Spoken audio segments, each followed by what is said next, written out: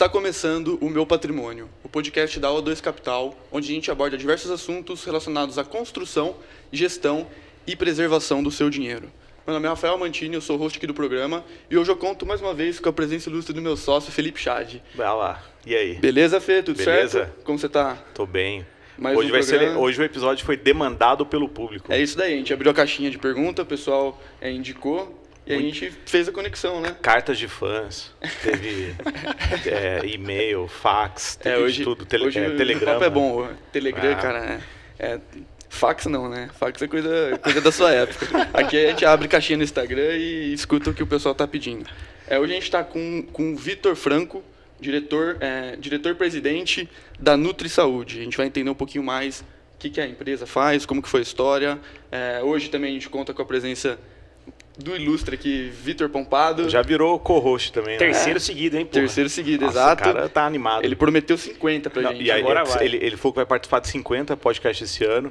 E aí o seguinte, cara, a gente soltou o último episódio e a minha mulher, a Gabi, ela é fã do programa, né?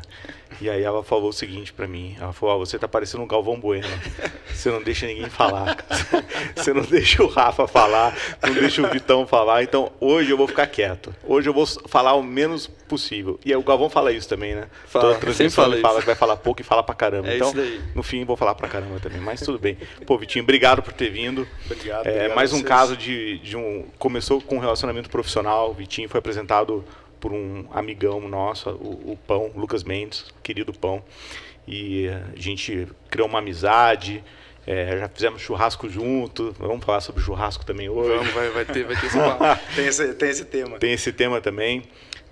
Cara, vamos começar do início da sua jornada. Também mais uma pessoa jovem aí, tem que trazer um velho aqui, cara. Eu tô me sentindo muito sênior. Um ancião. Um ancião. Trazer um cara da sua idade, então. Vai ser difícil achar, tá tudo no asilo, eu acho. Mas vamos trazer. Quantos anos, Vitinho? 31. 31, top. Conta aí, formação ou não formação? Faz uma introdução sua, só pra quem não conhece. Currículo de entrevista de emprego. Vamos lá, faz tempo que eu não faço, hein? Vamos lá. Tenho 31 anos, Vitor Franco, sou formado em Engenharia de Produção na Universidade Estadual de Maringá.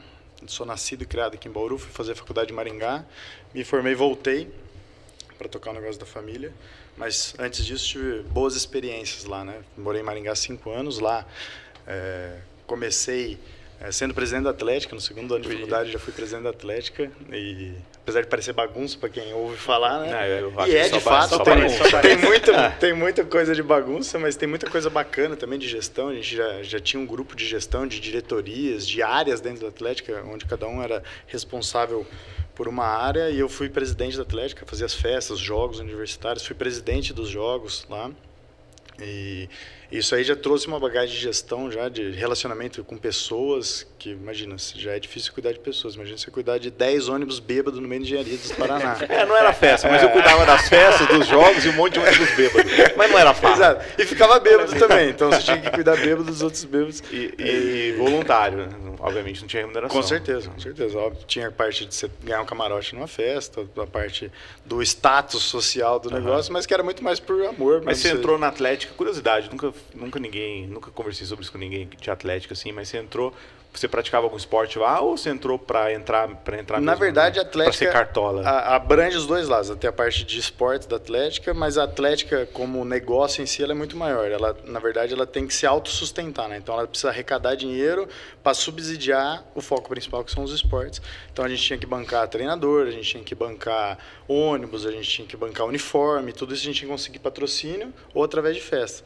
Porque nas universidades públicas não tem, pelo menos na UEM não tinha, nenhum subsídio que vinha direto da universidade pra gente. Então a gente tinha que andar 100% com as próprias Uma pernas. entidade autossustentada lá. E aí, por exemplo, tinha jogadores que são polijogadores. Tinha uma menina lá chamada Tainá, ela jogava 6 modalidades, só que ela não tinha grana para ir para os jogos. E aí a Atlética bancava porque ela era fera nas 6 categorias. Caramba. E aí a gente tinha que ter grana para, além de tudo, bancar essa galera. Então a gente fazia festa, fazia produtos da Atlética e tinha que vender, você tinha que criar seu dinheiro em caixa, né? Não tinha uma receita já pronta. E isso aí, cara, na época a gente não tinha noção da bagagem que daria isso, mas foi um puta case, assim, de de tanto satisfação pessoal quanto de aprendizagem pré-empresarial que preparou a gente para discussões. Cara, e é um rolo depois dos jogos. Todo dia de jogos, a hora que acaba os jogos, que é a parte de esportes, vai toda a diretoria das atléticas para uma sala discutir, ler todas as súmulas dos jogos do que aconteceu para discutir possíveis penalidades e decisões do próximo dia. E sempre tem, né? Sempre tem. O cara que entrou e xingou a torcida, o cara da torcida que cuspiu no outro. Aí tinha que ler estatuto, ver o que estava previsto, aquela discussão, pune, não pune, votação. E várias vezes a gente ia para as festas, tipo 2, 3 horas da manhã. Então, você era o último a começar a beber, né? O último a começar a beber. Caramba. Que essa responsabilidade, todo mundo brigando. Mas, cara, foi fantástico, não mudaria nada. Isso foi em que ano? Isso foi em 2011. Eu entrei na faculdade em 2010, no final de 2011 eu virei presidente da Atlética e fui presidente da Atlética por 2 anos. Legal, cara. E só uma dúvida, eu fiz produção também. Legal. Formado. Você era da Atlética também, Não, da Unesp, Não. não? O Unesp não deve ter Atlética, Tem, não? não. Tem, é forte pra caramba. Forte, não Tem dá jogos pra também, mas não era muito minha O perfil onda. dos alunos da Unesp que eu conheço não tem perfil muito de mercado esporte, financeiro né? também não, né? Não, também não. Então, mas uma dúvida que eu tenho, né? Aqui na Unesp de Bauru é muito forte a empresa júnior, né? Sim. Pro Júnior, enfim. Tinha lá também. Tinha. Porque a empresa júnior é muito como se fosse uma consultoria mesmo. E tá mais, a minha visão, tá bem mais ligado à engenharia de produção do que atlética. Sim. Né? Lá tinha todos os cursos. Lá. É que a Atlética e Engenharia era todas as engenharias. Tá. E aí cada curso tinha a sua empresa júnior. A empresa júnior lá também era forte, só que essa parte de consultoria, né? A Atlética era a parte esportiva e festiva, realmente. Inclusive a gente fazia trabalhos conjuntos. A empresa júnior ajudou a gente a implementar algumas coisas de gestão na Atlética. A gente tinha ata de reunião, tinha pauta, era organizadinho. Cara, a minha irmã era da empresa júnior, da UNB, lá em Brasília, né? Ela fez administração. E a gente tem pouca diferença de idade, né? 11 meses só. Então eu estava na faculdade, fui fazer estágio remunerado, eu queria ganhar dinheiro e tal. E ela foi para a empresa júnior, não ganhava nada. E eu achava aquilo uma piada, né, cara? Porque tinha uniforme, tinha horário.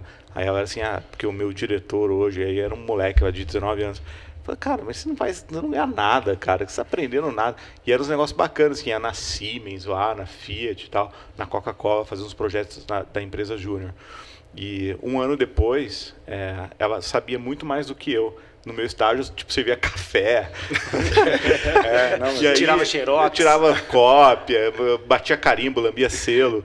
E ela aprendia de fato. Então, assim, a piada virou o contrário, né? Porque realmente aprende nesses lugares. Né? Para a garotada que está ouvindo aí, e se envolvam nesses projetos. Sim, aí, na Nutri Saúde mesmo, eu uso bastante mão de obra de estágio. Mais para frente a gente pode falar disso. E também projetos com empresa júnior, porque eles fazem um trabalho, cara, muito legal. Eu conheci na época de faculdade, mas é um trabalho muito profissional com a galera que está com muita vontade de aprender, que está a fim de rodar a metodologia, porque você pega o pessoal que é mais macaco velho, ninguém quer rodar um ciclo PDCA, ninguém quer usar a ferramenta de gestão completa. E eles querem fazer by the book. Eles querem fazer exatamente para ver isso na teoria, né? Que aplicar isso na prática. Então, então tanto a Atlética, que muita gente ouve de Atlética, acha que é bagunça, né? Mas tem uma parte muito séria da Atlética, muito responsável, que é a responsabilidade sobre toda a parte esportiva das faculdades, né? No Brasil o esporte é tão deixado de lado, né? E na própria UEM lá, a gente não tinha nenhum tipo de política, né? A UEM ela participa dos jogos, mas com os jogadores das atléticas, que treinavam pelas atléticas, e aí antes do campeonato eles juntavam essa galera para ir para os jogos. Mas toda a preparação, os treinadores, não todas, né? Mas as maiores, as mais robustas, tinham treinadores, uniforme, ia para os jogos, tinha Gatorade. Tem uma estrutura assim pro atleta que era provido pela Atlética, que levantava dinheiro. E levantava dinheiro de onde, cara? Festa, a gente fazia bastante festa. A gente fazia os eventos, vendia os convites, né? E de produtos. Então, assim, tinha kit calor. Então, o calor chegava, comprava um kit com uma bolsa, camiseta, caneca e tal. E a gente fazia moletom, tudo isso a gente colocava uma margem de lucro para gerar renda para a Atlética. Animal. E aí, bom, acabou a faculdade lá, voltou para Bauru direto para Nutri Saúde. Na verdade, na faculdade mesmo, quando eu saí de presidente da Atlética, eu saí porque eu consegui um estágio na Coca-Cola. Legal. Lá, na época era Spaipa, que hoje é Fenza. E era a garrafadora da Coca. Exato. Que era na época, não sei se ainda era a fábrica mais moderna da Coca-Cola mundo. Tinha sido a última linha de produção implantada pela Coca-Cola. Lá em Maringá. E na verdade eram 2 fábricas. Era uma planta, que era essa planta nova, que engarrafava tudo que era de plástico, e lá embaixo engarrafava vidro e mais uma linha plástica. Então eram 2 fábricas, era enorme o conjunto. E por coincidência, eu acredito, a minha gestora não me falou isso, que eu consegui a vaga pela Atlética, pela desenvoltura nas entrevistas, porque a Atlética deu muita confiança de bater papo, de falar em público, e tudo isso herdei do período de presidente da Atlética. Mas antes, assim, um pouco de perfil pessoal seu, você era uma pessoa mais tímida, fechada? Você é um cara bem desenvolto? Sempre fui. Sempre participei de comissão de formatura, sempre... Tá bom. Era capitão de time de futebol. Já tinha essa sempre gostei de estar envolvido, sempre fui curioso e gostei de estar envolvido nas paradas. E aí eu consegui esse estágio na Coca-Cola, e aí até o Rafa falou isso, a gente vê muita coisa na teoria. Cara, e quando você vai para uma Coca-Cola, era o sonho de consumo de todo mundo ali, de fazer o estágio lá, porque você vê na prática mesmo lá. Tudo que você tem de melhores ferramentas de gestão, você tem aplicado numa Coca-Cola. Então, assim, aprendi muito lá. Tinha essa parte do cafezinho, chegou o fornecedor para você lá na recepção buscar e levar para ele ver a linha 2. Era 40 minutos só de caminhada. Quem vai? O estagiário. Mas também tive muita oportunidade e a sorte de ter 2 grandes gestoras na época que me davam liberdade para fazer coisas além. Então, assim, eu tinha minhas entregas que eram de estagiários e elas sempre me colocavam em projetos. Então, eu tive a oportunidade de rodar um projeto Kaizen, tive a possibilidade de rodar um projeto de melhoria de linha que eu acompanhei lá. Então, coisas que não eram da minha alçada, que teoricamente o estagiário não participava. Fui aprender de ETE, que eu era da área da qualidade lá. Eu ia na xaroparia, fazia Coca-Cola, que ela vem em misturas, né? Ia lá, ajudava, queria saber o que vinha nas misturas, e ela sempre me deu liberdade para isso. Podia ter roubado o segredo lá. Vem pronto já, não dá para roubar. Vem 2 partes a Coca-Cola. E aí, se eles misturam lá na linha, não dá para descobrir o que é.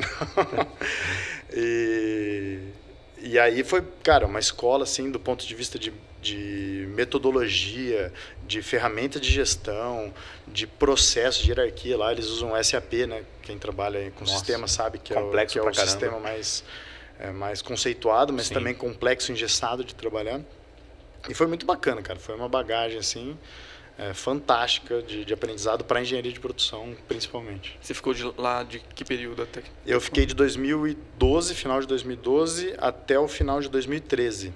E aí que começa a minha história na NutriSaúde, que eu ia renovar meu contrato de estágio lá na Coca-Cola, e o meu pai e meu tio, que são os fundadores da NutriSaúde, pegaram, por coincidência, um contrato em Maringá. Um contrato, na época, era um contrato com o presídio.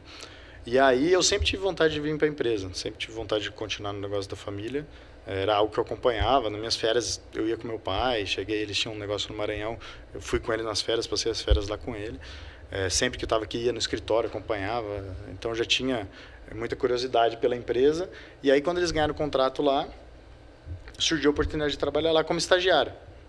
Que, na época, eu não imaginava, mas foi, acredito que acho que a melhor decisão que eu tomei na minha carreira. Porque eu tive a oportunidade, e aí, tanto meu pai quanto meu tio fizeram uma coisa muito legal, que sentaram para fazer uma entrevista e fazer uma proposta de trabalho para mim, porque eu já estava empregado na Coca-Cola, era um salário muito bacana para a época, eu era o salário que mais se remunerava em Maringá.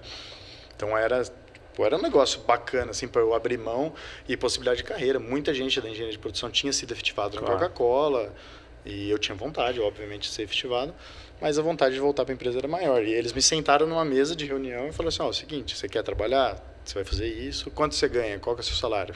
Porque não tem sentido você sair para ganhar menos. Meu tio falou até para meu pai. E aí eles fizeram a proposta, igualaram com o salário que eu ganhava na Coca-Cola, e eu fui ser estagiário dessa cozinha. Dentro do presídio? Não era dentro, era transportado. A gente fazia numa cozinha. Mas tem boas histórias dentro de presídio, depois eu te conto. E aí eu fui ser estagiário. E aí eu saí do mundo de uma Coca-Cola, da linha de produção mais moderna do mundo de Coca-Cola, até então com todas as ferramentas de gestão. Cara, eu fui parar numa cozinha que tinha 9 funcionários.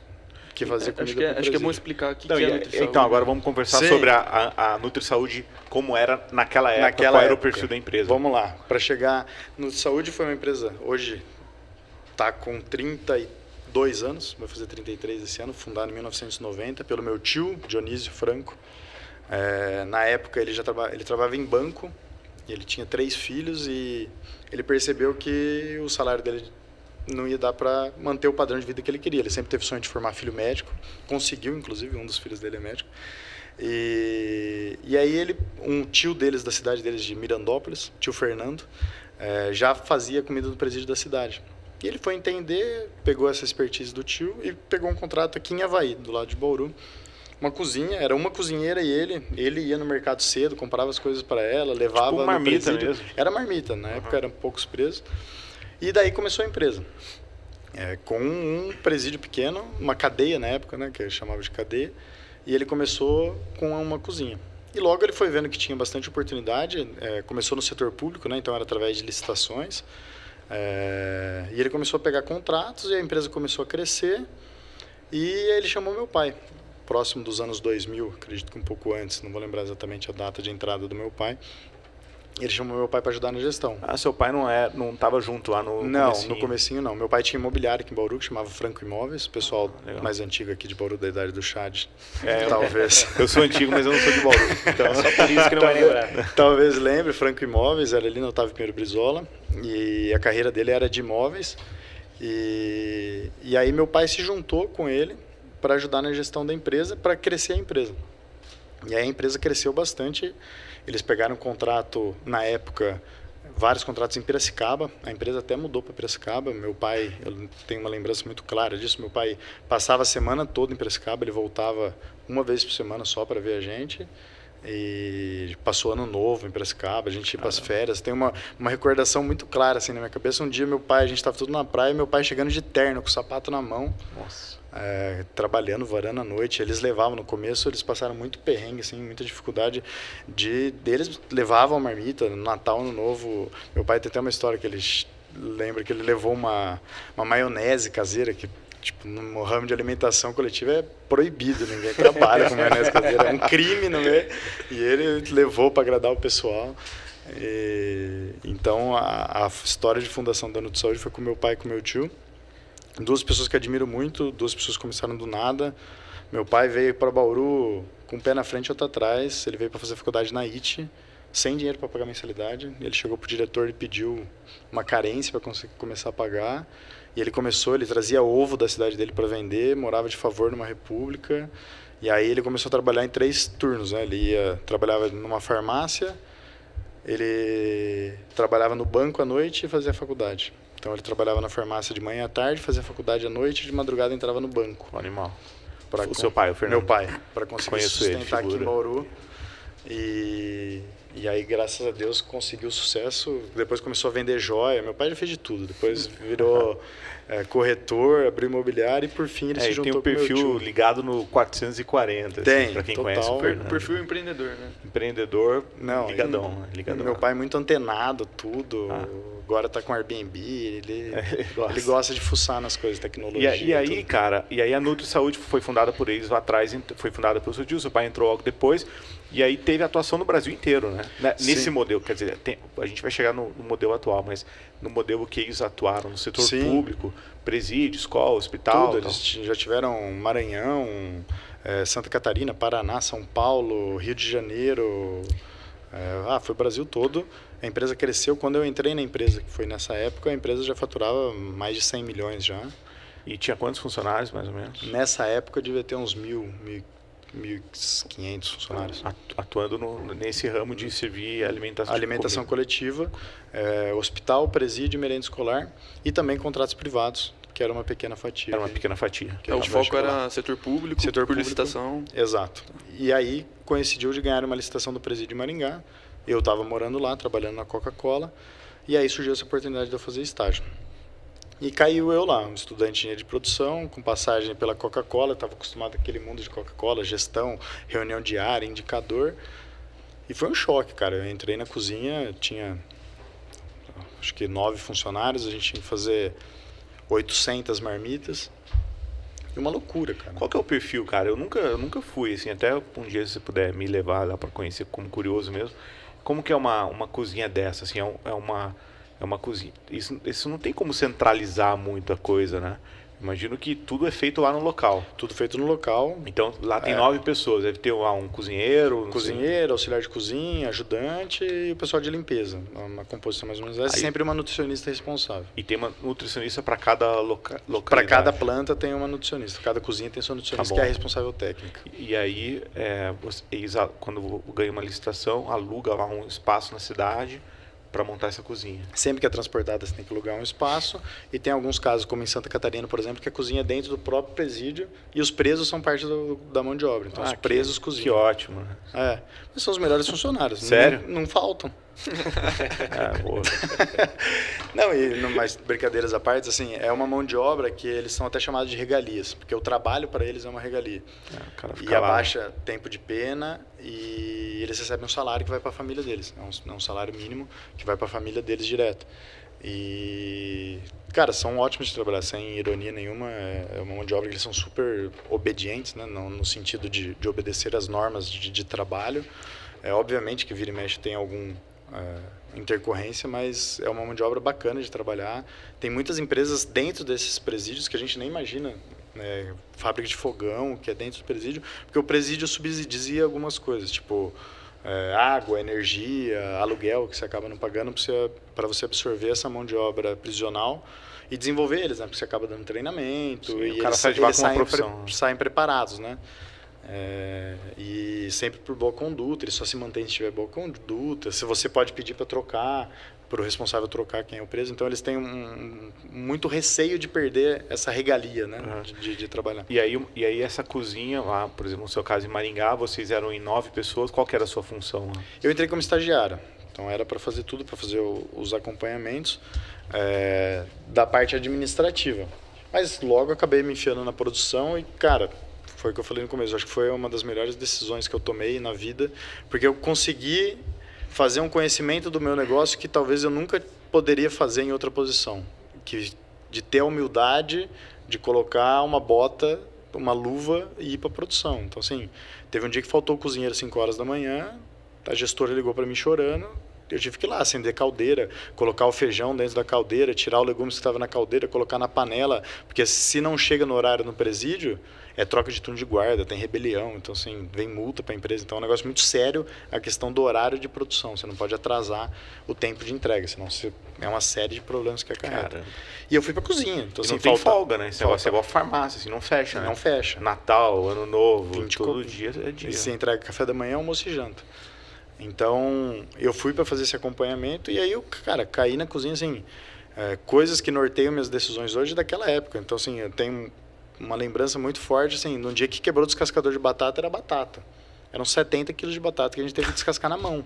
Nossa. Eu saí de lá sem tampa do dedo. Você pega a faquinha e vai descascando. 70 quilos de batata. Então, caramba. E você põe no descascador lá, é meia hora. Se você descascar na mão, são 3 horas. Que isso, cara.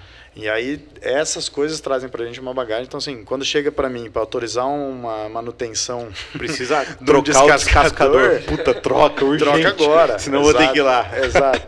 Então, na época foi... Cara, eu caí de um processo onde era tudo estruturadinho, onde era tudo até cinematográfico, de uma Coca-Cola, de processo. A linha da Coca-Cola envasava... Não vou falar besteira, mas umas 20 mil garrafas hora. Caraca. Com 4 pessoas na linha de produção. Nossa, muito automatizado. Tudo automatizado, embalava, rotuladora, tudo automatizado, sopradora, rotuladora. O Léo veio aqui falar de máquina. Tudo de melhor de máquina lá. Então, assim, ele saía praticamente automático, da linha para o pallet. Que louco. E aí já ia para o caminhão. No projeto Verão não tinha nem estoque. Ela saía da linha, que ela é envasada gelada. A Coca-Cola se pega da linha de produção, ela é envasada, se não me engano, a 4 graus. Então dá para você tomar direto da linha. Porra, que top. E aí já ia direto pro caminhão. Às vezes o caminhão estava carregado com coca gelada, porque não dá conta da produção. Por um modelo de negócio onde era completamente caseiro, né? Apesar da a empresa na época já era estruturada, já tinha ISO 9001, já era uma empresa organizada, mas cada cozinha tem uma realidade muito... Então, de novo, não dá para automatizar muito, né? Como é que você vai automatizar? Não dá, você depende do cozinheiro. Hoje em dia até você tem RoboCoop, você tem forno combinado, mas ainda assim para chegar lá você precisa da mão de obra do cozinheiro, do tempero do cozinheiro, e tudo isso são várias etapas manuais de processo. E eu caí lá de paraquedas, uma loucura, cara. Faltava profissional, você tinha que que substituir, aí fazer a gestão da equipe, que era uma gestão muito próxima, né, de auxiliar de cozinha, de um pessoal do nível que eu não estava acostumado ali na época fazer gestão na Coca-Cola ou na Atlética, né, era muito diferente da minha realidade social que eu estava trabalhando ali no momento. E, cara, foi uma escola assim, como modelo de negócio. Você ficou quanto tempo lá? Eu fiquei de 2014, praticamente final de 2013, até eu me formar, que foi no final de 2014, até dezembro de 2014. Então, aí, beleza, você teve essa fase de aprendizado ali, o choque de realidade, vamos falar assim, e viveu muita coisa e tal, mas qual que foi a primeira coisa que você fez lá para implementar alguma mudança? Cara, já foi foi lá mesmo. Lá a gente recebia muita notificação, porque o contrato público, a exigência do contrato público é que o contrato seja cumprido. E o contrato precisa ser cumprido porque você tem contrato com um órgão público. E lá, no caso, era peso de Marmitex. A proteína tem um peso, ele tem um modelo que você tem que seguir. E lá eu estava recebendo muita notificação e até multa, porque não estava cumprindo o peso do Marmitex. Porque o que acontecia? É manual o processo, de novo. É uma concha de arroz, mas uma concha sua, uma concha dele, uma concha minha, uma concha do vidro é completamente diferente. E aí estava recebendo essas notificações, eu comecei a pesar as marmitas. E aí a marmita, o padrão lá era 720 gramas.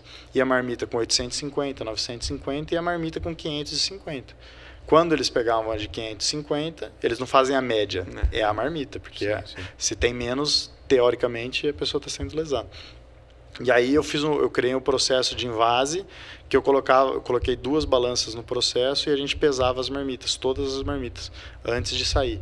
Então, a gente conseguiu diminuir, aí eu fiz um estudo que a gente estava recebendo as notificações e a gente estava mandando, na média, mais de 1 tonelada de comida a mais. Apesar das notificações. Apesar das notificações, porque as marmitas com peso não adianta nada. Porque chega no presídio lá, o preso vai falar, pô, a sua tem mais, a minha tem menos, vamos dividir. Exato. Não tem esse tipo de conversa lá dentro. Não é bem assim que funciona, eu imagino, né? E aí, então, a gente estava jogando dinheiro fora, porque essa 1 tonelada é custo direto, é dinheiro, e recebendo as notificações, então era o pior cenário possível. E aí só de colocar a balança e motivar, engajar a galera para eles entenderem aquilo, na época eu engajei eles com Coca-Cola. Então assim, eu participei, eu colocava luva, eu envasava várias vezes, eu ficava servindo bife ou ficava no arroz, para engajar a galera. E aí depois que engajado, para eu sair da linha, o que eu falava? Eu vou vir auditar. E se eu auditar todas, estiver todas dentro, no almoço tem Coca-Cola. Tinha uma padaria do lado da cozinha. Aí eu subia lá e comprava Coca-Cola. Então, a galera comprou a ideia, a gente não recebeu mais notificação. Melhorou o resultado da unidade, que era uma unidade deficitária quando eu entrei. Isso só em Maringá? Isso só em Maringá. 1 tonelada em Maringá? Só em Maringá, por mês. Bastante comida, hein? Porque é bastante comida. São 800 por período, era 1.000 e poucos marmitex por dia, 1.500 marmitex por dia. Você colocar vezes 30, 40 gramas de comida que vai mais, bastante vai bater. E nessa época vocês estavam presentes em quantos estados, mais ou menos? Eu acredito que devia estar uns 6, 7 estados. Não vou lembrar de cabeça, mas... E a sede da empresa em Bauru? Em Bauru já tinha voltado de Piracicaba, porque teve um período que ficou em Piracicaba. Depois voltou aqui para Bauru. E nessa altura do campeonato, quantos por cento da empresa era... Não precisa entrar em número, detalhes, tá, mas só percentual de tamanho. Quanto por cento era órgão público e privado? 92,8%. Então era bem quase irrelevante. Quase irrelevante. A gente devia ter uns 10 contratos aqui na região, que são contratos até hoje, que estão comigo, mas era bem tímida a participação.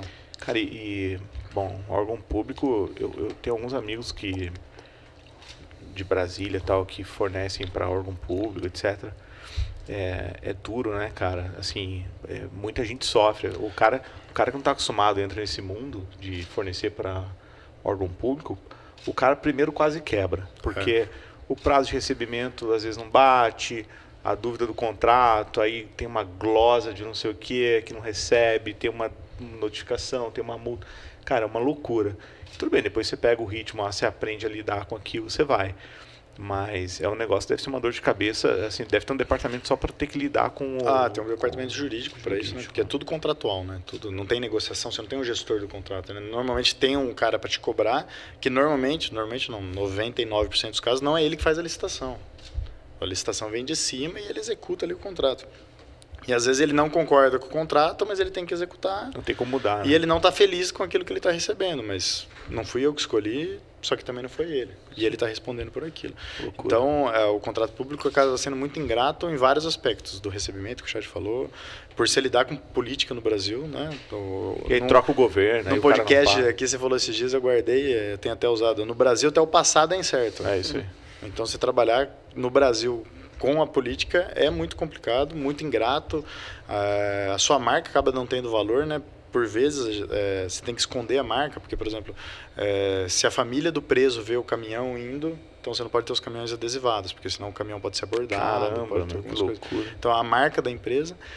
E é um trabalho complicado. Óbvio que tem também o lado bom da coisa, que é um contrato que você segue o contrato, né? Diferente do privado, que você precisa encantar, você precisa conquistar aquele cliente todo dia. No público, você entrega aquilo que foi contratado. Sim, tá feito. Tá feito. Cara, e aí, bom, voltou para quando você se formou, você voltou para Bauru Voltei direto pra Bauru. e foi para dentro da empresa. Fui. Voltei automaticamente para cá, já estava na empresa, né?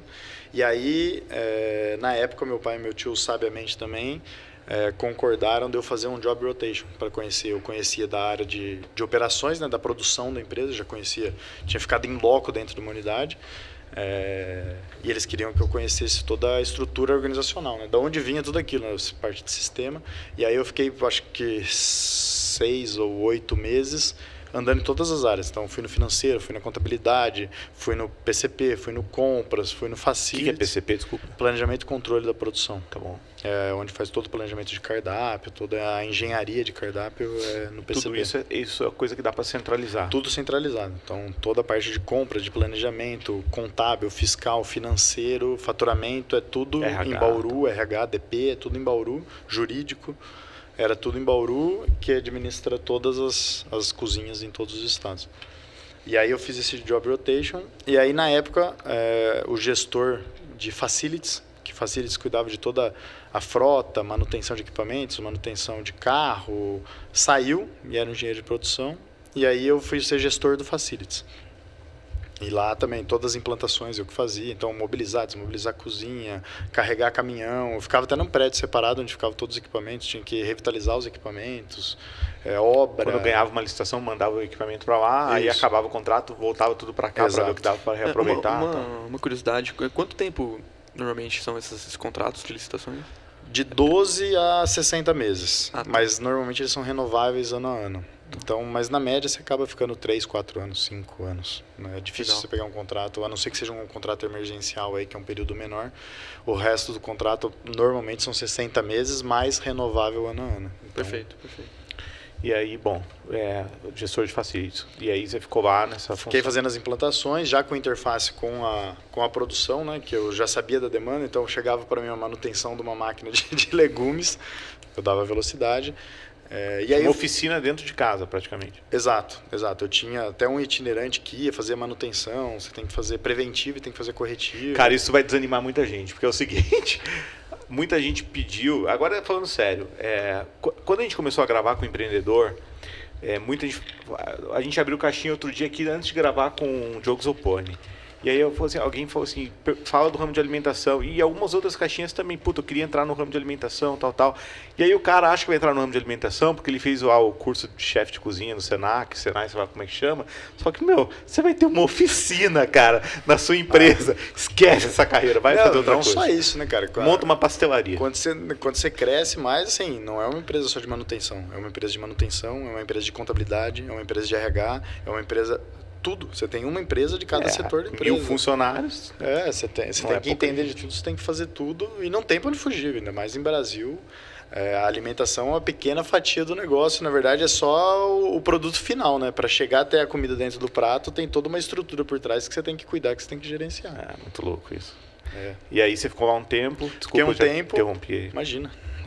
Fiquei um tempo e depois eu fui para ser gerente de produção, que era o cargo acima do meu cargo de estagiária, né? Eu fui cuidar de todas as cozinhas. Finalmente virou chefe. Finalmente virei chefe. Mas respondi pro meu pai, então... Aí, Tem esse lado. teu pai como chefe complicado. não deve ser... Eu nunca tive, mas deve ser, não deve ser Não é molezinho. fácil, mas você aprende muito. Meu pai é muito formador de pessoas, você aprende muito com ele, mas não é fácil trabalhar. Ele exige bastante, ele cobra bastante e ele tem uma memória de elefante. Então, o que você prometia, ele lembrava muito tempo depois e você tinha que entregar. E aí, como que foi essa fase sua nesse cargo? Foi a época que eu mais trabalhei na minha vida. Disparado. Eu era responsável por 56 unidades na época, entre elas hospital, a gente tinha na época SES e ETEC, que são escolas, e tinha contratos privados e tinha presídio. Então era um mix de tudo, fazia gestão de tudo isso. Eram 8 supervisores que respondiam para mim. Na época eu era novo, eu assumi com 26 anos essa posição. Cuidava faturamento mensal de uns 7 milhões debaixo do meu guarda-chuva e tinha que entregar resultado. Ainda mais sendo filho do dono, né?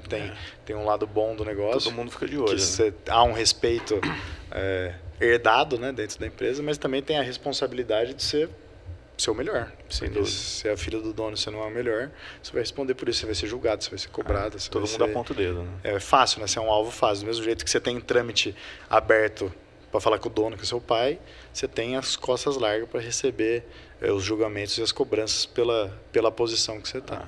E aí, em qual momento, Vitor, aconteceu o desmembramento das empresas, que é o que é Sim, a fotografia atual, né? que é atual. Então, logo que eu virei gerente, que aí foi quando você é gerente de produção, você tem contato com os dois mundos, né? Eu tinha contato com todo mundo administrativo, que na época tinha um diretor administrativo na empresa, e todo mundo operacional, que eram as cozinhas. Só uma pergunta, desculpa, uma curiosidade aqui.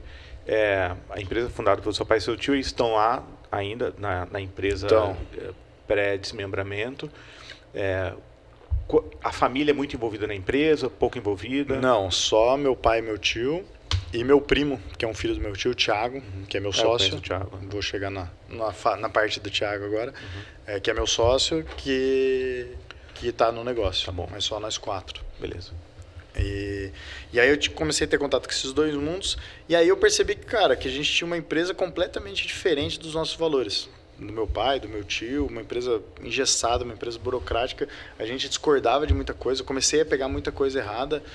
Na época era um diretor que tinha muito prestígio com meu pai e com meu tio. E aí eu comecei a batalhar pelo negócio. Cara, isso aqui não representa a gente, o modus operandi. Mas era engessado pela natureza do negócio, pelo setor público, engessado porque cresceu muito? Na verdade, porque quando você profissionaliza a empresa, você delega a parte profissional do negócio, que aí no caso meu pai e meu tio. Meu pai cuidava da parte operacional, meu tio da parte comercial, e eles delegaram toda a parte administrativa. E toda a parte administrativa é a parte burocrática, né? E tinha um diretor que cuidava dessa parte. E eles deram autonomia total para esse cara. E quando ele começou a implantar o que ele achava certo, com carta branca, a empresa foi por um caminho, porque o administrativo acaba norteando, né? O comercial traz o negócio, a operação entrega o resultado, mas quem é o cérebro, quem comanda ali o negócio, os caminhos que vai, é o administrativo. E aí eu me peguei dentro de uma empresa do qual eu não fazia parte. Então, assim, tinha um código de vestimento dentro da empresa, do qual eu não me vestia daquele jeito. E eu achava completamente incoerente, porque nem eu, Mas nem era meu o quê? pai, Tinha né? que ir de terno e gravata e tal? Tinha que ir de social, não podia mostrar tatuagem. Tinha que ir igual o Vitão, assim, pro escritório. Engomada. Cabelo também ou não? Cabelo no gel. Eu não lembro se tinha foto. Mas se bobear, deveria ter. E aí, assim, eu falei, cara, isso tá longe da nossa realidade. Assim, se eu for de terno e gravata conversar com o diretor de um presídio, o cara nem me recebe. Isso está muito longe da realidade prática da nossa empresa. Tem alguns lugares, vou receber o diretor de um banco aqui. Mas beleza, você vai de terno, vai de gravata. Mas na época, você tinha que arregaçar a manga. Muitas vezes, eu como gerente de produção, a hora que o bicho pegava, eu fiz uma implantação do hospital em Santos, que eu carreguei bandeja, 4 horas da manhã. O hospital a gente implantou do dia para a noite. Não tem como ficar de terno. Tava de polo, tava bem vestido, representa a empresa, mas não é isso o mandatório da empresa. Não é isso que vai nortear as decisões da empresa, não é um código de vestimenta, não é...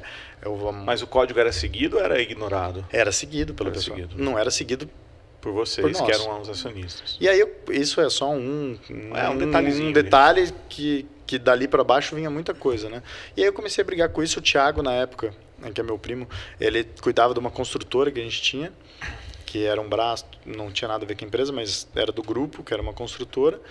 E aí eu comecei a compartilhar algumas coisas. Thiago, tô vendo isso, não concordo. Thiago, tô vendo isso. E ele começou a participar mais. Meu pai e meu tio começaram a dar credibilidade para aquilo que a gente estava falando. Como eu estava como gerente da empresa, eu mexia no sistema. Então eu tinha número, eu tinha resultado, eu tinha tudo, né? Processo. Eu sabia tudo da empresa. Comecei a embasar, tem isso aqui, olha isso daqui não é bem assim. E aí começou a endossar a gente. E aí a gente acabou assumindo a diretoria da empresa, eu e meu primo, a diretoria administrativa. Eu assumi a diretoria de produção administrativa, né, que era operacional, e o meu primo assumiu a diretoria administrativa. Então, tudo que era da parte de operações, então, planejamento, compras, RH, e a parte de operação, a parte das cozinhas, ficou comigo. E o meu primo ficou com financeiro, DP, contabilidade, jurídico, tudo isso ficou com o meu primo. E aí a gente começou a trabalhar. E, cara, foi muito legal, foi um período assim, de muita satisfação profissional, que a gente conseguiu reverter o resultado da empresa. Foi o ano que a gente tirou, no ano seguinte, que a gente conseguiu tirar o Great Place to Work, que para o segmento público duro, quase ninguém tem. A gente tinha ISO 9001 e o clima da empresa super legal, a empresa crescendo e, cara, estabilizado. Acho que foi a primeira vez que profissionalmente assim, eu estava tranquilo. Tinha acabado de fazer a pós-graduação na Dom Cabral. Tava pleno. Tava bem, pleno. Tava trabalhando bem, mas assim, já como diretor rapidamente, né? Eu tava com 27 anos já como diretor da empresa. A empresa já faturava à época uns 200 milhões. Sabe como a ascensão muito rápida, mas pautada em trabalho. Eu trabalhei em Natal, trabalhei ano novo, tinha 2 mil funcionários. 2 mil funcionários. Legal, é mais um caso de Bauru nascido aqui com atuação nacional. Pô, é muito legal. É que muita gente que não é de Bauru que nos ouve, né? Mas para quem é de Bauru, ter orgulho aqui da nossa cidade, né, cara? Muito legal. Desculpa, continua. Imagina.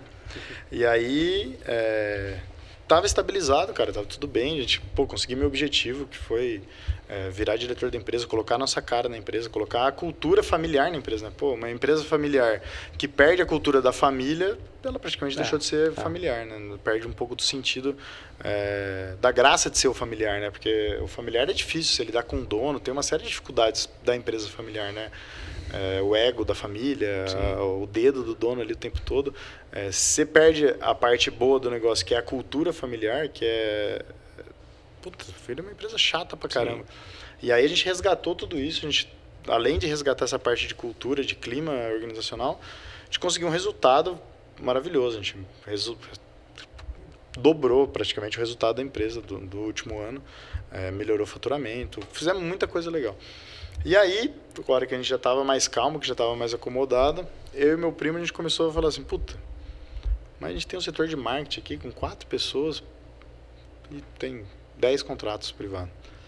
Aí a gente começou a fazer um projeto para crescer o privado nessa época, e aí uma área jurídica enorme, uma área de contabilidade enorme, um monte de coisa para o setor público, que inchava meu custo operacional para o privado, e um monte de coisa do privado que atrapalhava o público a ser mais competitivo. Sim. O público não precisa de marketing, o público não precisa de desenvolvimento de produto, de treinamento, de atendimento, não precisa de uma série de coisas que é específico do privado que a gente tinha, ISO 9001, a não ser que você vá participar de uma licitação específica que cobre, você não precisa ter, e tudo isso acaba gerando custo, né? E aí eu e meu primo, já um pouco desiludido com o que o Chad antecipou aí do setor público, você não tem uma negociação, você não conversa com o gestor, você não tem um fortalecimento da marca, você não pode usar a sua marca publicamente, essa dificuldade de recebimento, que é uma loucura também, mais de 90 dias para você receber, com muito suor, o pessoal não te atende, não te responde. Aí, acho que o dia D que eu e o Thiago resolvemos subir a ideia para o meu pai e para o meu tio, foi um dia que um fundo de investimento chamou a gente para conversar. A gente fez uma apresentação da empresa, o cara ficou encantado, falou assim, puta, eu vou subir e tal. Quais as empresas que vocês têm contrato? Qual que é o modelo de negócio? Assim, por contrato, a hora que a gente falou de setor público, o cara falou, setor público no Brasil, nenhum fundo internacional, ninguém vai trabalhar, não vai ter valor, não vai ter... Aí nós falamos, porra, a gente estava em São Paulo, voltamos dois desiludidos. Pô, a gente está trabalhando pra cacete. Nós estamos com uma empresa legal pra caramba, com 2.000 funcionários, uma empresa que fatura bem pra caramba, com um great place to work, com um indicador, com, cara, tudo que manda o manual de gestão das melhores empresas a gente fazia lá com ISO 9001. E aí, o cara vem falar que a empresa não tem valor, que ninguém quer comprar a empresa. Puta, foi Mas o lance de vender a empresa era um desejo ou era só uma não, sondagem? Uma sondagem, Tá tipo bom. assim, de captação de dinheiro para crescer mais. A gente estava nessa pegada de crescer muito e fomos ouvir, de curioso. E aí foi um balde de água fria, né? E aí a gente foi compartilhar com meu pai e com meu tio. Meu pai comprou super a ideia, meu pai sempre foi fã do setor privado, ele tentou por algumas vezes implantar na empresa, só que sempre nessa de atrapalhar, um atrapalhava o outro, o setor privado que era menor acabava morrendo. E aí em 2017, o meu tio também acabou comprando a ideia, a empresa já estava bem estabilizada, a gente trouxe uma pessoa para ser diretor no nosso lugar, e eu e o Thiago saímos e fundamos o que é hoje a NutriSaúde, a gente comprou o nome do meu pai e do meu tio, e fundamos o que é hoje a NutriSaúde, que trabalha só no setor privado. E aí vocês levaram os contratos A gente levou os contratos, na época, se não me engano, eram 12 contratos, a maioria deles aqui na região de Bauru, e tinha 2 na região de Piracicaba. A gente trouxe em 2017, foi agosto de 2017 que a gente fundou a NutriSaúde. E aí a gente começou o projeto de crescimento da NutriSaúde, privado. Privado. Começou praticamente do zero, 12 contratos. E aí, beleza, agora vamos fazer essa marca crescer, vamos investir em marketing, A gente montou vocês toda... tinham o benefício de ter a bagagem que vocês tinham já de conhecimento técnico, de saber como opera uma empresa, mas ao mesmo tempo, eu imagino, a gente nunca conversou sobre isso na verdade, você entrou para concorrer com um cachorro grande, né? Sodexo é seu concorrente. Com certeza. Quem são os grandes do setor? Sodexo, GR e Sapori. Só gente pequena. Tudo acima de 1 bi, né? Só multinacional, né? 1 bi e 2 bi. As duas primeiras 2 bi e a Sapori, que é nacional, é de dono, empresa familiar. A Sapori Mendes. é nacional. Ela deve faturar 1 bi e meio, alguma coisa assim. Esse ano. Aí você começou do zero, 12 contratos. 12 Em contratos. 2017, quantas pessoas tinham na empresa naquele momento? Cara, no administrativo eram 3 pessoas. Os 4 do marketing que você levou, vocês não precisam desse povo aí, vem com a gente. E na produção, aí era que tinha nos contratos, devia ter umas 40 pessoas, somando tudo. Somando a empresa inteira, 40 pessoas. 40 pessoas. E aí vamos embora, vamos atrás de contrato agora. Vamos atrás de contrato, a gente fez um planejamento, óbvio. E aí vocês compraram esses contratos lá dos seus pais, do Foi. seu pai e do seu tio? A gente comprou esses contratos dele, a gente tinha empresa também, a gente vendeu comprou esses contratos dele e começamos do zero mesmo. Tipo assim, óbvio, com toda a bagagem, todo o apoio deles, que Mas eles cortam eles são um acionistas? puta talho. Não. Não. Empresa sua e do Thiago. Empresa minha e do Thiago, 100%. Puta, eles que não legal, participam de nada. Sim, óbvio. A gente compartilha algumas coisas com ele Claro, a título de conselheiro, assim. Mas completamente, não estão no quadro societário, não tem conselho formal, não é uma empresa minha e do Thiago, que a gente fez o projeto. E eles continuam com a empresa focada lá no Continua setor que público. hoje chama NS, está aqui em Bauru ainda. NS. É uma empresa grande ainda, acredito que em 2018 faturaram mais de 150 milhões. Eu não acompanho mais tanto, mas foi mais de 150 milhões, tem praticamente 2.000 funcionários também, então aqui em Bauru também. Então aqui em Bauru continuam com a empresa. E aí, bom, agora vamos lá. Nasceu a nova NutriSaúde, vamos dizer assim. Exato. Foi atrás de contrato novo. Como é que você fazia para ir atrás de cliente novo? Então, como a gente comprou o nome NutriSaúde, o nome NutriSaúde já é um nome que era reconhecido. Então, inclusive, a estratégia de trazer o nome NutriSaúde, da gente comprar o nome, foi para aproveitar marca. o tempo da marca, né? Tinha A recall confiabilidade da marca, né? Que no segmento de alimentação, dificilmente você vai entregar toda a alimentação da sua indústria para um aventureiro, né? Sim. E aí a gente começou a trabalhar, a gente estruturou um comercial, na época eram 2 vendedoras, e começamos a bater de porta em porta com um projeto. Quando a gente sentou para fazer o planejamento estratégico da empresa, que a gente fez um planejamento estratégico bonitinho, a gente colocou alguns diferenciais que a gente ia fazer. Então, a primeira coisa que a gente colocou lá atrás, em 2017, foi assim: a gente não vai mergulhar e brigar por preço. Você não vai comprar NutriSaúde para ter o menor preço do mercado, porque eu não vou te entregar isso. Eu vou te entregar uma alimentação de muita qualidade, ingredientes naturais e atendimento. Então, assim, eu sou dono da empresa até hoje. Eu almoço nas unidades. O Léo é meu cliente lá da Cetro. Vira e mexe, eu almoço lá na Cetro. Esses tempos atrás eu almocei com o Léo lá na Cetro. Aqui O Léo nunca convidou a gente para almoçar lá. O almoço da Já nutrição. convidou, assim, a gente que não foi mesmo. Estamos devendo, Léo. A gente vai, fica tranquilo. Pode falar pro Léo que eu pago, viu, Léo? Não pode descontar da fatura. E aqui em Bauru tem vários clientes, hospitais, e aí a gente fez o projeto de crescimento e a gente falou assim, cara, eu não vou conseguir brigar com o preço por uma empresa que fatura 1 bi. Olha o poder de compra que eles têm CD, o cara vai lá e compra carretas de arroz. Na época, eu com 10 unidades, eu comprava quilos. Uhum. Eu não tenho como concorrer com o preço, com a negociação desse cara. E aí a gente fez uma estratégia de vender o quê? Qualidade, proximidade ao cliente e atendimento. Atendimento, sim, solução rápida, os steps eram baixos, todos os clientes têm meu telefone até hoje. Então, assim, cara, deu algum problema, me liga, se não corrigir o problema, me liga. A carne veio muito bem passada, posso Pode ligar, pro Vitinho? pode ligar. Aí liga pro Rodrigão.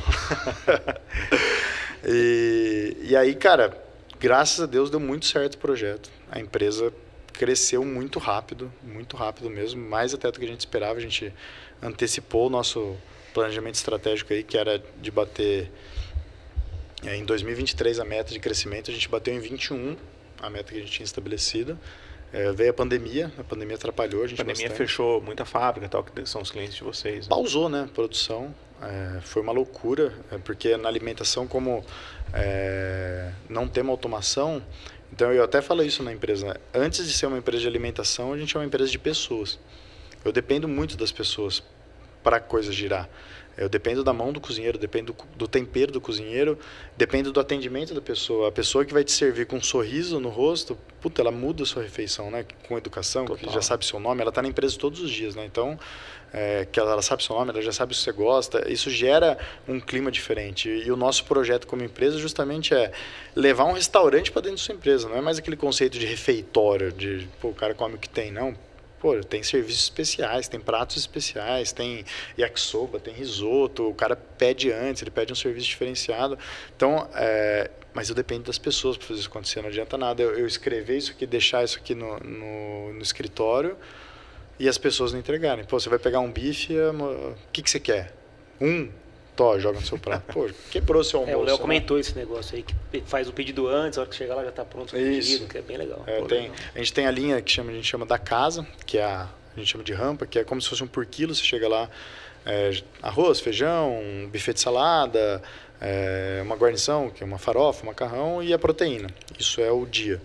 Além disso, você tem a opção de um light, que a gente chama de levíssimo, então é um tomate recheado com ricota, alguma coisa light mesmo. E a gente tem o difere, que é um prato diferenciado, que aí vai ser um risoto, um yakisoba, alguma coisa diferenciada. Tem nem desculpa para os gordinhos. Não, tem omelete, tem frango grelhado. Então, na média, você tem 8 opções de proteína por dia para pedir dentro da empresa. Caramba, que legal.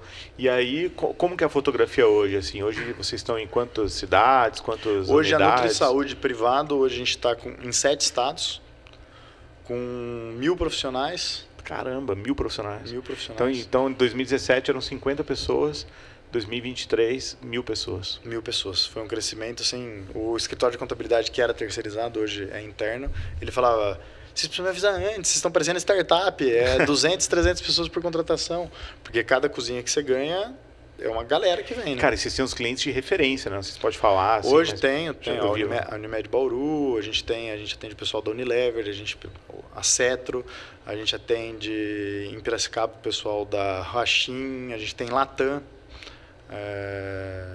Unimed Jaú, tem alguns clientes, Ebar aqui em Bauru, Tiliforme, tem várias aqui de Bauru, quase todas, nós Tudor, todas as legal, empresas. Latam, Unilever, sensacional. Ô Vitor, uma dúvida que eu tenho, cara, assim, a gente quando a gente aborda algum cliente nosso que voltado para o mercado financeiro, a gente tem uma metodologia específica para quando a pessoa vem, que é empresário, vem do ramo de empreendedor, que a gente fala aqui que é a metodologia FPN, que é baseada em família, patrimônio e negócios, né?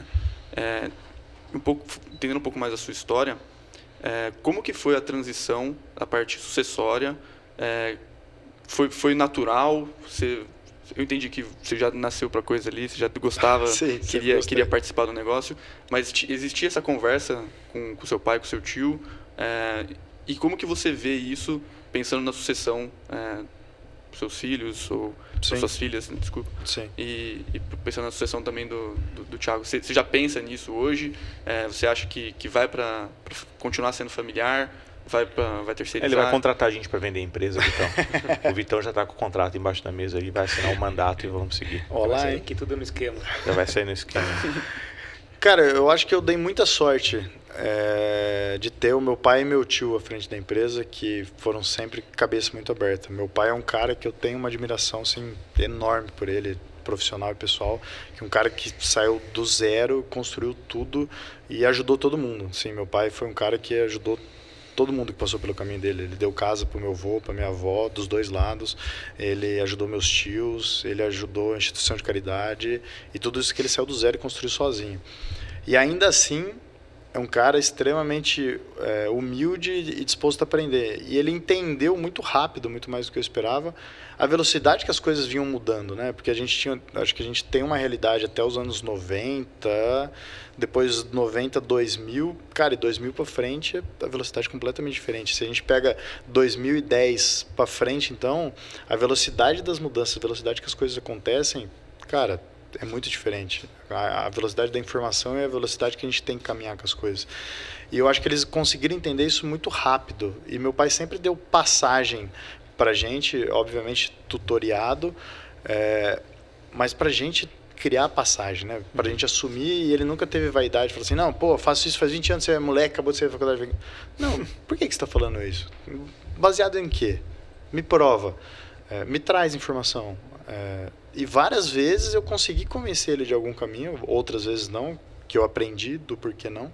Quando a gente é muito jovem, a gente tem muita ansiedade de fazer as coisas, né? A gente, dificilmente, quando a gente é jovem, a gente mergulha no iceberg, né? A gente vê a ponta do iceberg, lá.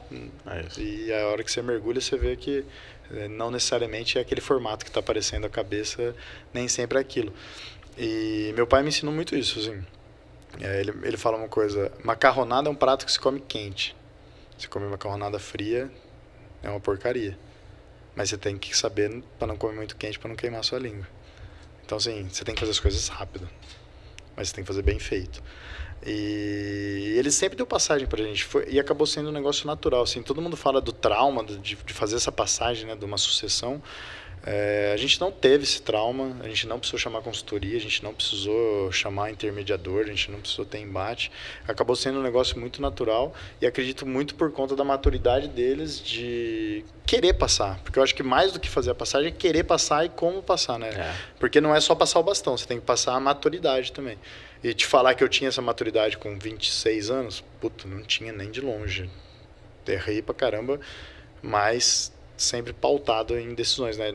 Nunca consegui errar muito grande, porque sempre tinha um respaldo para prevenir. Falando um pouco de erro, assim, cara, aqui eu anotei aqui para perguntar, olhando isoladamente agora a NutriSaúde privado, sua gestão, você e o Thiago, dia a dia, obviamente com o conselho lá dos fundadores da antiga empresa, mas o que você teria feito diferente nessa nova fase Aí você como fundador de fato, né? Sim, sim. O que você teria, olhando para trás, e aí vamos dar o disclaimer, né? Você não pode falar respostinha de ator da Globo. Tá. Você não pode, tudo que me trouxe aqui me ensinou, então não errei, eu reconheço, eu aprendi com meus erros. Não, essa aí não vale. Tem que reconhecer algum erro aí, sim, ao vivo aqui para o nosso público. Não, isso é bom, cara, porque assim, eu virei dono da empresa com 27 anos. E até então uma história muito rápida e de sucesso, né, dentro da nossa realidade, rápido. Né? De atingir meus objetivos rápidos, né, do que eu tinha ali de curto prazo, e aí você vira dono da empresa. Porque uma coisa é ser filho do dono. Puta, por mais que eu fosse dono, tinha meu pai, tinha o respaldo dele, tinha a experiência dele, tinha o nome dele, ele que assinava o cheque, não era eu que assinava o cheque. Né? Então tinha todo esse cuidado. Na palavra, no sentido de cuidado mesmo do meu pai para comigo com a empresa, das decisões que eu tomava. E aí quando você vai para um projeto seu e o projeto começa a dar muito certo, cara, e a empresa começa a crescer muito e você colher resultado disso, você tem que tomar muito cuidado com o ego. E ele sobe muito para a cabeça, muito rápido. E quando você tem ego, quando você tem vaidade, normalmente você peca em muita coisa. E eu acho que o crescimento e o sucesso rápido, ele traz muita armadilha nesse sentido, de você dar importância para algumas coisas que não são importantes de fato e deixar marginalizados dentro da empresa outras coisas que são muito importantes. Então, você surfa na onda de um crescimento, mas o crescimento ele traz uma série de estrias, né? Até no corpo humano, se você crescer muito, você gera estrias, e você tem que cuidar dessas estrias. Então, na Nutri, a gente cresceu muito rápido, cara. E a gente pecou muito no time dos processos. Então, assim, a gente ficou muito tempo com um sistema que era inferior, que a gente não podia rodar. A gente ficou um tempo com uma galera mais júnior. Isso demorou para trocar muito, sistema porque era caro. Exato. De investir no sistema, a gente ficou com uma galera júnior, mas a galera começou com a gente, agora que a gente está crescendo, vamos colocar alguém em cima. Ou então, se traz alguém muito parrudo para a posição que não precisa daquilo, você precisa de um cara operacional. Nas escolhas das peças da equipe, né? Eu acho que a montagem da equipe, a estratégia do jogo de xadrez é a montagem da equipe, né? Quem está em campo para fazer as escolhas por você, né? Porque é exatamente isso. Você elege as pessoas para fazerem as escolhas por você todos os dias, para responderem por você. E se você não tem as pessoas certas ali, vai indo para outros caminhos, né? Então, eu acho que esse cuidado com o ego, cheguei aqui, mas estou muito longe de muita coisa, né? Cheguei aqui através de uma série de facilidades, né? Porque, cara, você ter o back-office de uma estrutura de uma empresa familiar já bem sucedida, de uma estrutura de um pai bem sucedido, você corta um caminho, né, cara? A gente é muito privilegiado e a gente tem que ter muita ciência disso, da responsabilidade que a gente carrega com o nosso privilégio, né? Que não é todo mundo que tem esse privilégio. Sem dúvida. De ter um atalho na frente, ter escadas com degraus muito menores, né, cara? Então, tomar cuidado com isso e a montagem da equipe. Eu acho que a estruturação da espinha dorsal da empresa... Você teria feito diferente um pouco? Teria feito diferente. Eu não teria nem insistido tanto tempo com algumas pessoas júnior, nem trazido muita gente grande para posição operacional. Porque você fala assim, é um erro que a gente fez na empresa.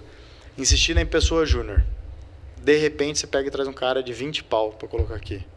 Mas você não precisa do cara de 20. Você precisa de 3 caras de 5, em vez de um de 3. Porque é o cara operacional, mas um cara que já tem uma bagagem, um cara que já sabe fazer a gestão e que ele vai pôr a mão na massa se precisar. Porque o cara de 20 não bota a mão na massa. O cara de 20 vem para fazer estratégia, igual você. E se tem um descolamento muito grande da segunda para a terceira linha, porque a primeira linha sou eu, a segunda linha é gerencial, a terceira linha é a equipe. Se a terceira linha da equipe está muito descolada do líder... Cara, você fica com um vácuo operacional aqui que o negócio não roda. Porque por mais que você tenha estratégia, a execução é ruim. Se você não tem gente que entende do sistema, não adianta você fazer estratégia, não adianta você cotar bem com o fornecedor. Se o parâmetro do sistema está errado, ele vai gerar compra errada, ele vai gerar para o fornecedor mais caro. Então, você está negociando bem, você tem um cara pica para negociar. O cara conseguiu a melhor negociação de arroz. Se o estagiário que aperta o botão, o parâmetro do sistema estiver errado para quem vai gerar essa compra e ninguém conferir, ele pode gerar compra para o fornecedor mais caro só porque está linkado na lista de fornecedores. E aí ninguém treinou esse cara, ninguém treinou esse cara, ninguém fez o acompanhamento. Aí o cara de 20, beleza, está negociando, mas não está executando. Aí a hora que você vai fechar a conta, a empresa está em colapso. Cara, aconteceu da gente trazer um cara de compras, quase colapsou a empresa. Ele mudou os parâmetros do sistema que ele não sabia e desabasteceu. As nutricionistas tiveram que pegar o carro e comprar carne, comprar horte, mandando Pix para elas. Imagina, eu estou falando de uma estrutura de toneladas de arroz por semana. Que isso? Não é pouca coisa. Eu estou falando em valor financeiro, estou falando de compra mensal na casa dos 3, 4 milhões. Então, na verdade, mais ou menos 1 milhão por semana que a gente compra, que tem de produto. Então, cara, colapsa a empresa. Então, o sistema tem que estar funcionando, os parâmetros do sistema tem que estar redondo, você tem que ter as estratégias, você tem que ter a execução. E quando você começa a crescer muito, começa a dar muito certo, principalmente a parte comercial, e o comercial é um negócio muito gostoso, né? Um negócio que te puxa para fora da empresa. Você vai, você bate papo, você vende, você traz rentabilidade para a empresa, você traz dinheiro, você traz profissional novo. Cara, se você não cuidar dali para dentro, bagunça tudo. E por um tempo, eu acredito que a gente negligenciou essa parte e a gente sofreu muito. Hoje, entre você e o Thiago, como é que as funções são definidas lá? O Thiago, hoje, na verdade, ele está como diretor da empresa pública. Ele voltou como, como executivo da ANS e eu sou o executivo da NutriSaúde. Então eu estou como diretor-presidente e o Thiago está como diretor lá. E como que como que você divide seu dia? A gente tem perguntado isso para as pessoas aqui. Você se dedica mais na parte comercial, mais a porta para dentro, ou é um mix, cada dia é uma loucura? O Chad, foi assim... E aí, abrindo um parênteses aqui. O Vitinho, para os amigos, o seu amigo, ele tem o melhor açougue. Eu vou fazer o jabá aqui, depois ele me dá umas picanhas lá. O melhor açougue, como é que chama lá? Açougue premium de carne boa de Bauru, que é o Bison, que é o sócio dele lá, o Rodrigo, nosso amigo também. Fui lá outro dia, a gente foi segunda-feira lá, fez um churrasco lá. O Vitinho tem o Bison, que não tem nada a ver com a NutriSaúde, um negócio em paralelo, tem a vida dele, pessoal, tem outros investimentos. E ainda tem que tocar uma empresa lá com 1.000 pessoas. Como que você divide seu dia, cara? Como que Chad, eu acho que a pandemia trouxe muito isso, né? Que a gente, como dono, a gente tem momentos, né? Tem momentos que a gente foca no comercial, quando a gente precisa crescer, que foi o que a gente fez lá atrás. Tem momentos que a gente tem que focar no operacional. Se a operação entra em colapso, você começa a perder contrato. E tem momentos que a gente foca no administrativo. Pós-pandemia, para quem trabalha com alimentação, cara, foi 2 anos aí praticamente surreais, né? De inflação altíssima. Os meus contratos, só para vocês terem ideia, a correção deles, a via de regra, é anual. Então eu passo o ano inteiro para depois corrigir o contrato. Puta, aí você se ferrou grande, então. Então, quando descontrola a inflação, bagunça tudo isso. E aí a gente tem que se reinventar, a gente tem que pensar em cardápio, porque eu tenho uma incidência contratual normalmente a ser seguida. E aí, cara, é coelho da cartola, você muda corte. Na pandemia, a gente chegou a comprar carne melhor, porque a carne, por exemplo, dar um exemplo do A100, por exemplo, a gente serve A100. Mas o A100 subiu tanto de preço que estava mais barato você comprar o colchão duro, que ele tem menos perda que o A100, e aí você substitui, você serviu uma carne melhor para o cliente, que o custo dela estava mais barato porque ela tem menos perda, né? E aí você tem que fazer nessas engenharias de cardápio para conter a inflação. E aí, se você não tem um acompanhamento de resultado fidedigno e rápido, eu não posso... Se eu demorar 15 dias a empresa já faturou 3, 4 milhões. E de custo só de alimentar é 2 milhões, 2 milhões e meio. Então, se eu demorar 15 dias para fazer uma análise de resultado, para tomar uma ação, para tomar uma atitude, dinheiro que vai. Tem que ser rápido. E no nosso segmento, a gente é famoso isso no segmento, a gente é contador de centavos. Foi o exemplo que eu dei no começo aqui das marmitas, né?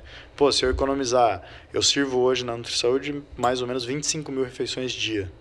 Porra. Se eu economizar 5 centavos por refeição, vezes 30, vezes 12, dá um volume de dinheiro considerável. Então, qualquer centavo para a gente é muito importante e a gente briga por centavo. Então, assim, a nossa batalha na NutriSaúde é colher centavos.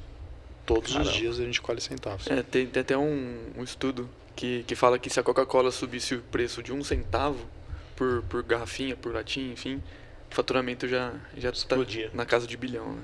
Caramba. Então, aumentaria. Tudo que é escalável. Escalável, assim, né? é muito louco. E aí foram 2 anos pós-pandemia que eu tive que me dedicar quase que integralmente ao administrativo operacional. Para ganhar eficiência. Para ganhar eficiência, para voltar com o comercial. Então eu congelei o comercial em 2021. E aí aquele seu passado lá atrás, de quando você começou, lá no estágio seu de 9 pessoas lá, te ajudou, né? Com quando certeza. Você começou a pesar e fazer aquilo. E a parte de engenharia de produção, de se organizar e fazer gestão. E colocar pessoas certas, principalmente dentro do administrativo, para fazer essa gestão. Então eu dei uma robustez para o administrativo, me foquei no administrativo, congelei o comercial. Cara, quem tem empresa sabe como é doloroso fazer isso. Nossa, duro. Você congelar o comercial e ficar dentro da empresa, só ouvindo problema, só ouvindo coisa errada e corrigindo as coisas dia a dia para sanar tudo que a gente tinha de dificuldade para voltar a crescer. Porque, cara, se crescer bagunçado dá muito trabalho. Dá muito trabalho. Você voltar organizando as coisas depois que você cresceu é muito difícil. Você tem que organizar antes. Então eu fiquei 21 e 22 praticamente com o comercial fechado, com uma pessoa só para marcar território, mas a ideia não era crescer. E fui sanando as coisas da empresa. Fui organizando a empresa, focado nisso. Fiquei quase que full time aqui em Bauru, com a equipe administrativa e a operacional. Tive que reduzir custo, vai em cliente. Onde que E a tá turma do comercial não reclamou? Eu reduzi, eu fiquei com uma pessoa. Caramba. De 6 pessoas que eu tinha, eu fiquei com uma pessoa. Eu parei mesmo o comercial. Eu estanquei o crescimento da empresa, que acabou não estancado. A gente conseguiu fazer algumas vendas através de clientes nossos. E isso foi muito bacana também. Indicação. Porque na alimentação, por exemplo, o Léo convidou vocês para almoçarem lá na Cetro. Vocês foram lá, o Vitão tem uma empresa, ele almoçou lá, puta, que comida gostosa, quem que faz isso? Pô, o pessoal da Nutri-Saúde. Ele já passa pro gerente de RH dele, viu? Liga o pessoal lá da Cetro, vê o preço e tal, e aí já faz o link e muitas vezes contrata direto, não faz nem cotação. Quando vem de indicação de dono para dono, assim, que é um segmento que eu gosto muito de trabalhar, empresa de dono, porque você vai para multinacional, você entra mais ou menos numa via de contrato público. Uhum. Você acaba não tendo acesso ao gestor, você tem que cumprir contrato, o prazo de pagamento é mais alongado. E quando você vem para essa realidade de empresa de dono, que é a mesma realidade da Nutri-Saúde, puta, cara, é muito gostoso trabalhar, você sentar com o dono, porque a gente acaba fazendo parte da vida orgânica da empresa, né? Então, assim, a gente, como parceira, a gente faz parte dos projetos da empresa, a empresa pede pra gente participar com algumas coisas, então a gente participa. Deve ajudar a montar um refeitório lá, porque às vezes o cara não tá adequado. Eu que monto, né? Você que monta? Não, eu que monto. Você pode montar o nosso lá, não? Lógico, quando você quiser. Põe no portfólio. A partir de quantas pessoas, curiosidade, vocês atendem? Eu tenho até contrato 40. 40. Mas hoje, que eu já tô maior, hoje eu trabalho com corte de pelo menos 100 refeições. 100 refeições. Que já é um número que dá. Se for montar o nosso refeitório, tem que colocar uma parrilha lá do Bison. Uma parrilha do Bison. Uma parrilha. Dá pra pôr, hein? Vamos contratar o Bison, então. Dá pra pôr. Vocês têm alguma aí? Eu tenho... Então vai. Assim, deu pra entender. Assim, é sensacional a história sua da empresa. Eu tenho até uma chamada aqui pro dia que for lançar, que é de 0 a 25 mil refeições por dia. Nossa. É boa. Cara, onde que vocês se veem daqui? Isso que eu ia 5, 10 perguntar, anos? pô. Pronto, estamos alinhados. Eu já aprendi tudo que você vai perguntar. A próxima eu não venho. O que vocês estão pensando? Qual que é a ambição? Acho que isso é importante, né, cara? Porque se for, eu mergulhei nas áreas mais internas lá, me dediquei para organizar isso agora. Eu imagino que agora você está mais preparado para expandir de novo. Exato. Foi um baita crescimento, porra, de 40 para 1.000 funcionários. Começou a empresa com 40 pessoas, tem 1.000 funcionários em quanto tempo? 4, 5 anos? 5 anos. 5 anos. Em agosto. Baita crescimento. Super parabéns. E agora, daqui 5 anos de novo, né? Que daí seria seu aniversário de 10 anos. Convida a gente para festa, né, Vitão? Tem que ter festa. Parrilha Festa e tal. boa, Bison, E tal. Vamos lá.